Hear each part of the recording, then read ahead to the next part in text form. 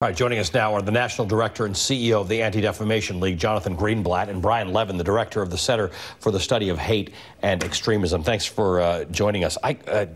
Jonathan, I have to tell you, what Jacob just said in there, anybody can fall victim to this if they land in the wrong place. I mean, we just heard two examples of people who got recruited, not because they were seeking it out. They were approached or they were online. But we all go on the internet when we're kind of lonely or depressed. Absolutely. Look, white supremacists and extremists have exploited the internet. They have used it as a platform to radicalize vulnerable people who are susceptible to these messages. And like you heard in that story, young people who are searching for themselves, who are uncertain, are ripe to say, that person is causing your problems. The scapegoating, the stereotyping, the slander, that's why it's so dangerous, and Silicon Valley needs to step up. Brian, when you say they target vulnerable people, how do we even know who that is? I mean, especially when we're talking teenagers, they're all vulnerable. Yes, and one of the things that we've seen, though, and we have a report out, you can go to my Twitter feed, Prof. Levin, it's free. Pew came out with something and said young people are online much more than other demographic cohorts. What else about young people?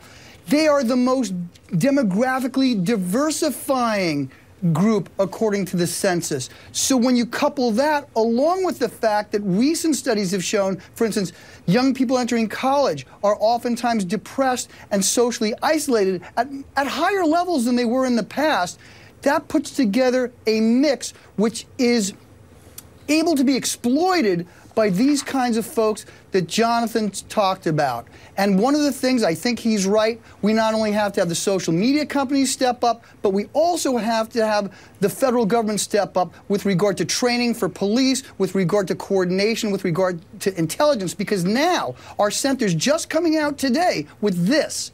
We have now had more white supremacist extremist homicides in the United States in 2019 than all the homicides, I'm sorry, we have the exact amount than all the extremist homicides from last year. So just the white supremacists this year, fourth year in a row of increases for white supremacist homicides in the United States, and we have now as many white supremacist homicides alone just in August than the extremist homicides for all of last year. It's a tie about now. Wow. So, Jonathan, we don't want to get to a point where we're cynical that when people say the thing that we want them to say, that we don't even believe that they're going to say it. But what do you make of the president coming out today and talking about, I was taking notes on this, racism, bigotry, stuff that the president himself has been accused of? Right. Well, look, I would say that he said some of the right words. It's important that he finally acknowledged the threat of white supremacy, because it is a global terror threat. But, you know, I've got to be honest. It's good that he said it today, but it matters what he says tomorrow and the day after and the week after and the month after. It needs to end now. He can't just say white supremacy is a problem. He needs to stop demonizing immigrants. He needs to stop denigrating asylum seekers. He needs to stop attacking people of color. And by the way, your silence also speaks volumes. So when a crowd of people tells you, shoot them, or send her back, that can't elicit a smirk. He needs to shut it down right away. So talk is good, it's a start, but again, it matters what he says over the course of his presidency. And to date, as we've talked about on your show before, it is not enough. Brian, isn't one of the main issues access to guns? If you think about what separates the United States from the rest of the world, there are lots of people that feel disaffected or lonely or angry. But the access we have to guns in this country is like almost no other place in the world. Yes, and I just spoke with the New York Times about this very issue. One of the things that we saw, for instance, last year, we had 22 homicides committed by extremists of all stripes. 17 of these were guns, 4 knife, I think 1 vehicle. And then this year, it's almost all long guns. And bottom line, we're looking at young people. So we can look at a variety of restrictions. The Supreme Court in the Heller case, Antonin Scalia said not everyone's entitled to a firearm at any time and any place. The Second Amendment, even if you want to go with the more conservative view of it, does allow regulation, and we have to do something. This is out of control. It's the weapon of choice of these white terrorist extremists. And let me just say, Some critics of President Obama said he was a little light in the beginning in recognizing the risk of Daesh by saying JV. I think we got to put the same standard to the president right now. The most ascendant terror threat in the United States today is white nationalism, white supremacy, and a rising tide of overall political extremism. And the weapon of choice of these young white supremacists are these long rifles. So, Jonathan, I mean, look, there has been white supremacy and white nationalism in America and all around the world for a very, very long time. Sure.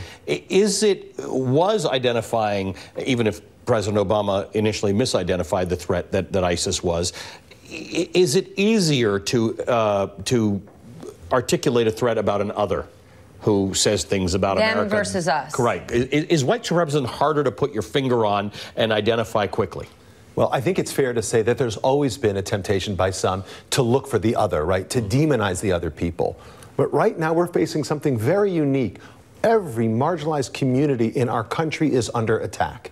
Keep in mind that today we're honoring the anniversary of the shooting in Oak Creek, Wisconsin, when 6 Sikh worshipers were killed when a white supremacist burst into their Gurdwara in 2012.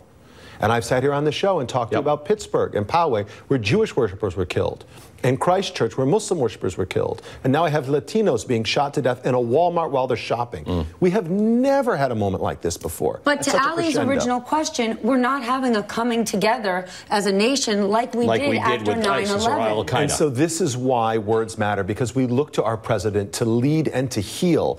And we need more healing. We need it from him, from other elected officials, and all community leaders. Look, we will not solve this problem with a silver bullet. There is no one thing. It requires an integrated response from the federal government, not blaming it on video games or whatnot, but real policies to do intervention and prevention of radicalization. It requires other stakeholders to step up, communities of faith, nonprofit, other civic groups, and ultimately ordinary citizens have got to come together and lock arms and say, this is not okay, this is not our country. You've been sounding that alarm for a long time, that when anybody gets killed, any identifiable group gets attacked, it has to be everybody's problem, because they'll eventually come for everybody else. Absolutely. All right, thank you, guys. Jonathan Greenblatt is the CEO and National Director of the Anti-Defamation League. Brian Levin is a criminal justice professor at Cal State San Bernardino. Thank you, guys.